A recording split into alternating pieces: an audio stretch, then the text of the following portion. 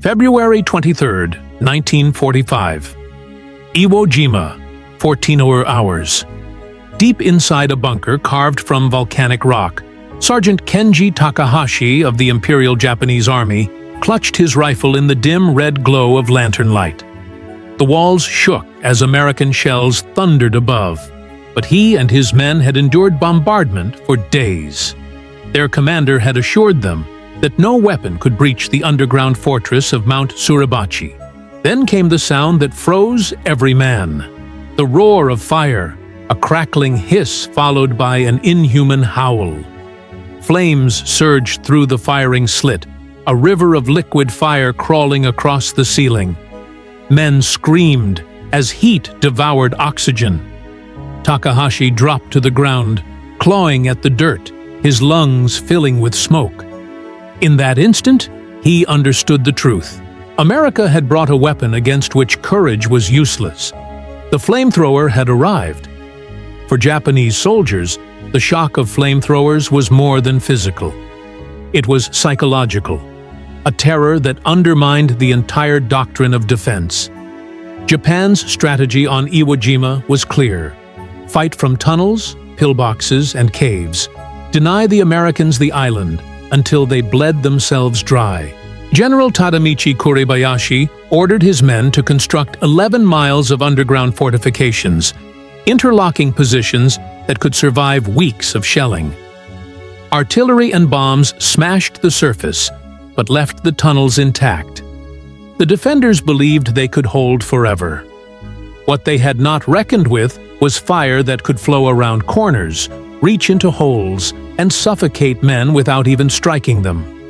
The American M2 flamethrower, carried by a single Marine, fired bursts of burning gasoline mixed with thickened fuel, napalm, up to 40 yards. Each tank held only 7 gallons, enough for about 7 to 10 seconds of fire. But in that brief torrent, it unleashed 2,000 degrees of searing heat. Concrete cracked, steel melted, air turned unbreathable. Japanese soldiers called it Jigoku no Hai, hellfire. Even the strongest pillbox was no refuge. One squirt through an embrasure, and the bunker became an oven. The numbers reveal its impact. On Iwo Jima, Marines deployed more than 3,000 flamethrowers. Some were man-portable, others mounted on tanks. The M4A3R3 Sherman Zippo, fitted with a naval Mark I flamethrower, could fire bursts up to 150 yards, sweeping entire hillsides. Each carried 290 gallons of fuel, enough to turn a cave into a furnace again and again. Marine engineers nicknamed them Satan's Shermans. Japanese soldiers, who had been trained to fear tanks, found these worse. A regular shell might kill a man instantly. Fire promised a slower fate. One lesser-known fact: Iwo Jima was the first battle where napalm was widely used in flamethrowers. Earlier in the war, flamethrowers burned gasoline, which flowed too fast and splashed dangerously. Napalm, developed by chemists at Harvard in 1942, thickened the fuel into a sticky gel. When fired, it clung to walls, equipment, and flesh. Water could not extinguish it. Men who survived attacks described comrades still burning as they fled. Marines who operated the weapons were haunted too. One wrote, "We carried hell on our backs. We hated using it, but it saved our lives." The shock to Japanese defenders was profound. Diaries recovered after the battle revealed despair. One corporal wrote, "We cannot fight this. The fire comes into the caves and eats the air. We choke before we can resist." Another described watching an entire platoon wiped out in seconds. They were brave men, but the fire left nothing.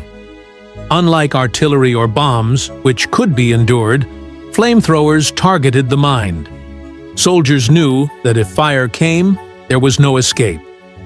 On February 19th, the day of the landings, Marines struggled to dislodge defenders from pillboxes along the black volcanic beaches. Machine guns scythed down attackers. But by the second day, flamethrowers arrived. Teams of two, one carrying the weapon, the other protecting with rifle fire, crept to within yards of firing slits. With a hiss, fire jetted inside. Pillboxes fell one by one. By the fourth day, flamethrowers had become the primary method of clearing positions. Marines even rotated flamethrower operators frequently because the psychological burden was so heavy. "The screams stay in your ears," one recalled decades later. The tank-mounted flamethrowers magnified the terror. On February 24th, the 4th Marine Division used Shermans fitted with flamethrowers against caves on Hill 382. Survivors testified that men burned alive tried to crawl out, only to be cut down by machine guns. Japanese commanders urged soldiers to commit suicide rather than face the flames. Many did, detonating grenades inside bunkers. Marines, hardened by weeks of combat, spoke of the grim routine: burn them out, then move on. The statistics of destruction were staggering. Out of 21,000 Japanese defenders, only about 200 surrendered. Most died in tunnels, many by fire. Historians estimate that flamethrowers and satchel charges accounted for over 30% of all Japanese combat deaths on the island. The defenders had prepared for artillery, for naval bombardment, even for tanks. They had no defense against fire. Another lesser-known detail: the U.S. Navy had experimented with flamethrower landing craft at Iwo Jima. LVTs fitted with flame projectors were intended to clear beaches ahead of infantry. Mechanical issues limited their use, but the concept foreshadowed future weapons. Japanese prisoners later admitted that even the rumor of flame-equipped vehicles spread terror. Men whispered in bunkers, "The fire machines are coming." The psychological effect reached beyond Iwo Jima. In Tokyo, Japanese staff officers received reports of entire garrisons incinerated.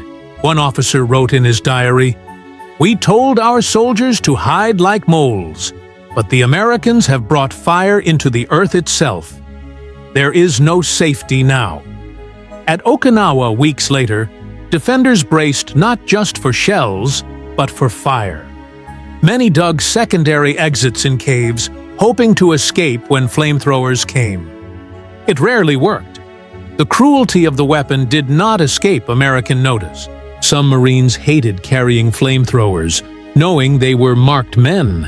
Snipers targeted them first, aware of their devastating impact. Tanks with flame projectors drew concentrated artillery fire. Yet despite the danger, the demand for flamethrowers grew. Commanders called them lifesavers, weapons that reduced casualties by eliminating strongpoints without frontal assaults.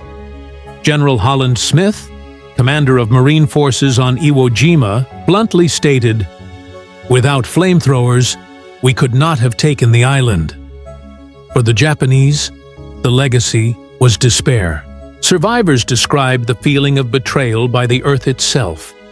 They had believed their tunnels invincible, built to withstand anything. Yet fire crept inside, invisible until it was too late. One soldier wrote in his last note, "The fire is a demon. It eats stone, it eats air, it eats men." For a culture that prized spiritual endurance, the weapon proved that no courage could stop chemistry and industry. Industrial numbers, again, told the truth. By 1945, American factories were producing over 50,000 flamethrowers and tens of millions of gallons of napalm fuel. Japan, blockaded and bombed, could barely produce basic ammunition. Its soldiers faced not only superior numbers, but new weapons designed to exploit their last refuge. The battle ended after 36 days, with nearly 7,000 Americans dead, and almost every Japanese defender annihilated. Yet among the survivors, the memory of fire burned deepest. At post-war interrogations, officers admitted flamethrowers broke morale more than any other weapon. One said, "We could endure hunger, bombardment, even hopeless odds, but the fire destroyed the spirit. On February 23rd, as Marines raised the flag atop Mount Suribachi in one of the most iconic moments of the war, flamethrower teams were still at work, burning out the last defenders in tunnels below. For those trapped underground, there was no symbol of triumph, only the roar of fuel and the suffocating heat. In the end, the Japanese had planned for a battle of endurance. They expected to bleed America until it reconsidered, but the flamethrower shattered that calculation. It was the perfect weapon against fortifications, a tool of terror and efficiency. It proved that industry could create not just weapons of destruction, but of psychological domination. For Japanese soldiers on Iwo Jima, stunned by fire creeping into their strongest defenses, the lesson was bitter and final. No wall was thick enough. No tunnel was deep enough. Against America's fire, there was no escape.